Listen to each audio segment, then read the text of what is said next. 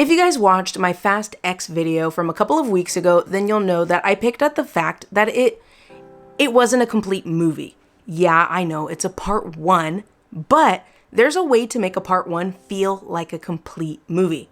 This is it, you guys. Hello, you guys. Welcome to another episode of I Watched It So You Don't Have To, the series for anyone that's looking for yet another movie review from a stranger on the internet. Maybe one that will help you decide to watch a movie or not. This time, we're talking about a movie that I hope we've all seen by now, the sequel to one of the best Spider-Man movies, Spider-Man Across the Spider-Verse. Miles Morales is balancing his life as Spider-Man with his life being a student and a son. He soon finds himself reuniting with Gwen Stacy, and he realizes that there's something bigger going on. A whole team of spider people charged with protecting the existence of the multiverse. Miles wants in, but everything changes when the heroes clash on how they should handle a new threat. Miles finds himself up against other spider people, all the while redefining what it means to be a hero so he can save the people he loves most. I want to get the soundtrack out of the way first because I saw a TikTok, you guys. You know how people break up movies into like 20 plus parts? Well, it was the leap of faith scene from Into the Spider-Verse.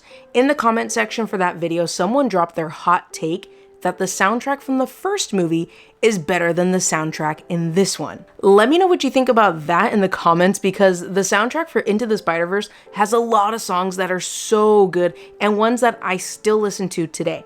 Not to mention the score that is top tier. In mi opinion, I'd say they're both equally as good. I want to say that Into the Spider-Verse does hit harder, but Across the Spider-Verse hits just as hard in a different way. Both movies really excel in score and soundtrack, and y'all aren't gonna make me pick a favorite because I love them both. Let's talk about the animation. I said top tier soundtrack, well, top tier animation too. Everything about this movie is top tier. The animation is incredible. It's smooth, it's jumpy. It really highlights the individuality of the characters and how they navigate this world. The colors are rich and vibrant and really show us what these characters are feeling, and that really got me in the opening scene. It just looks incredible. We talked about the cinematography in the John Wick 4 video, and I said a lot of the moments in that film, if you were to take a screenshot, it would be art.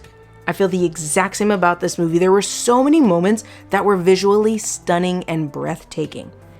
Before I get into the acting, I will state the obvious. The action sequences in this movie are amazing. The unique style of each character coupled with the look and animation really come together incredibly well. Speaking of these unique characters, the voice acting is, you guessed it, top tier. The acting is there, and the actors and actresses that are new to this film series really delivered, and no one was outshone in this movie. Not only did the actors and actresses hold their own, but the characters in the story did as well. I really love the addition of Jason Schwartzman's Spot. Truly an incredible character from start to finish. Again, the animation style is so cool, and to see that animation style kind of evolve throughout the movie is a real treat. You guys know how I am with names. All I can do is my best. Karan Soni's Pavitra Pabakar, again, another character that just looks incredible. I can't speak to the representation here, but I did link a TikTok in the description below. What I can speak on is how amazing these characters look. Again, the style, color, animation, their story, and I love the humor. Now, let's talk about my favorite spider person to come out of this movie, Daniel Kaluuya's Spider-Punk. Hobie Brown is visually striking with a different animation to him than the rest of the characters, as well as a very unique, more unique than the other unique look in terms of texture and color. I love the way he looks, but I also really love the one-liners, the humor, and how he interacts with other characters and the world around him. Now, you guys, I will say that I love all of these characters, but I cannot talk about all of them. We just don't have the time. But touching back on what I said at the top of the video about this part 1 being a complete movie, let's talk about Gwen Stacy, Ghost Spider, Spider-Woman, the amazing Hallie Steinfeld. I love where Gwen went in this story as a character. Her journey is so grounded, and Haley really brought that to life, from the inner conflict to us seeing how she dealt with the loss of her best friend, Peter Parker. Her story wasn't a race, and The movie really let us spend time with her character, her choices, and the results of her choices. When I say everyone did an amazing job, I mean it. Shameik Moore as Miles, Oscar Isaac as Miguel O'Hara. I love Lauren Velez as Rio Morales. Andy Samberg as Scarlet Spider is hilarious. Issa Rae as Spider-Woman, and Amanda Stenberg as Spider-Bite. Dazzling. Alright, you guys, I watched it so you don't have to, but was it worth the watch?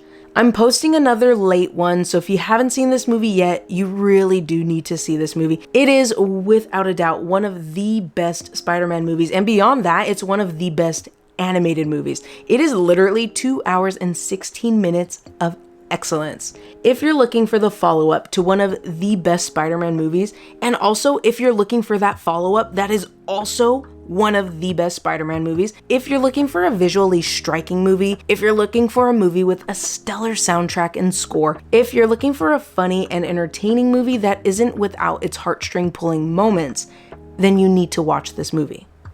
I have no notes for why you should skip this movie. Honestly, unless you don't like Spider-Man, and seriously, I challenge that because there are literally hundreds. You can find you one that you can click with, I am sure of it. Maybe if you don't like animated movies, but honestly, don't even come near me with that. Anything I read online when it came to negative reviews about this movie were honestly paper-thin, woke claims that really just come off as rage farming. Check out the link below to Your TV Girl's TikTok on this. The rest of the reviews were deflated meme jokes, again, paper thin. I will say that I saw a review that talks about the story, and I won't get into it because I don't want to drop spoilers, but like I said at the top of the video, this is a complete story. I said it in the Fast X video. There are part 1s and 2s that are 2 whole movies that when you watch them back to back, they paint a larger picture. And I was having a hard time putting that into words, but this is it, you guys. This is what I was trying to explain. Alright, Spider fans, that brings us to the end of the video. If you're listening on the podcast, thank you very much. Check out the description below for a link to the podcast if you're watching here on YouTube. Leave the video a thumbs up if you like the video so I know you like the video. Let me know in the comments down below, have you seen Across the Spider-Verse yet? If you haven't seen the movie yet, honestly, take your time, but also go watch this movie. If you saw the movie already, what did you think about it? If you can't tell already, I absolutely love this movie. They really out here making the best Spider-Man movie twice. This movie is a visual treat, and I didn't really touch on all the Spider people, but it was awesome to see like Spider-Man from the cartoons I watched back in the day and growing up. It was really fun to scan the screen and pick out ones that I recognize. It really was an awesome experience watching this movie, and I love how their individual styles look, how their styles were intact, and it just made the variety even richer.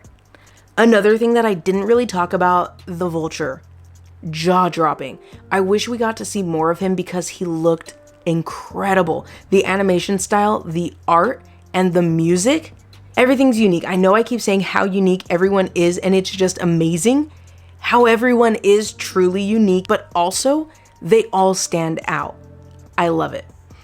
But let me know your thoughts on the movie in the comment section down below. Let me know your favorite Spider person. Let me know your favorite song from the soundtrack that you've got on repeat. For me, it's Hummingbird.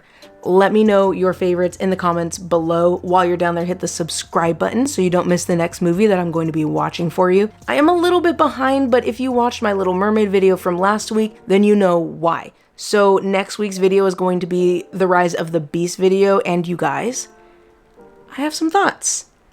I'm not going to get into it right now, but I do have some thoughts, you guys. The next movie I have tickets for is The Blackening, which I feel is going to be more gory and violent than I'm expecting, and honestly, I have no expectations, and I think it's because the marketing, all of the marketing I've been seeing is just straight humor. So I think when the movie does get into that violence, I'm going to be pleasantly surprised. After that, we've got Indiana Jones and the Dial of Destiny, and I'm really eager to see this one. In one of my videos, I mentioned that it seems like it's gonna be giving. For me personally, that's really just something more akin to the original films from the 80s.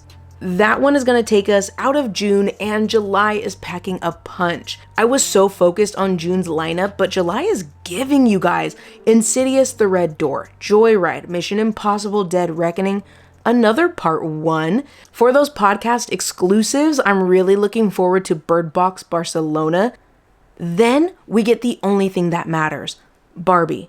Then Resident Evil Death Island, Haunted Mansion, and to finish off the month, we're getting one of the horror movies that really just came for the throat with the trailers, you guys. In A24 We Trust. Talk to Me looks incredible. I have high hopes for that one, you guys. Hopefully, us horror fans will be in for a treat with that movie. That is everything I'm looking forward to seeing next month, so I hope you'll join me here on YouTube and the podcast, especially for those exclusive episodes. You can always check out the community tab here on YouTube or my Instagram for more updates. Thank you for hanging out with me and for watching. You can catch a new episode of I Watched It So You Don't Have to every Friday. But until the next episode, spread positivity, be safe, take care of yourself, and I'll see you in the next video. Bye!